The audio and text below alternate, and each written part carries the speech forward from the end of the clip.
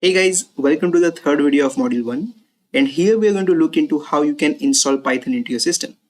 We'll be starting with how to download this Python installer, and how to install it, and then how you can verify the installation. So let's get started.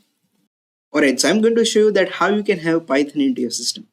For that, you go to Google and simply search for download Python. Okay, that's it. Just go ahead and type that. And you can click on this particular link which says python.org. Just click on that link.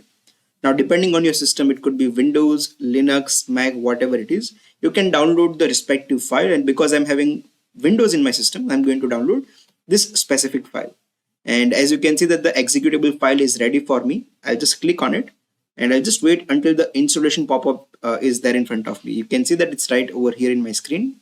I'll click on add python.exe to path. I'll just click on this and then click on install now.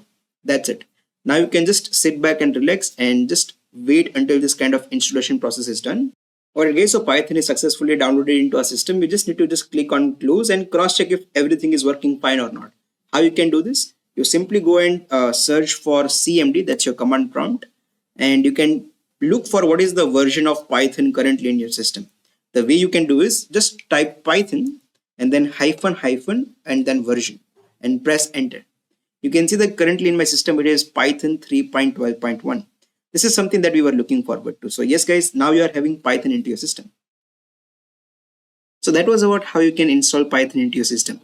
And I hope that you have followed this process along with me and successfully installed Python into your system as well.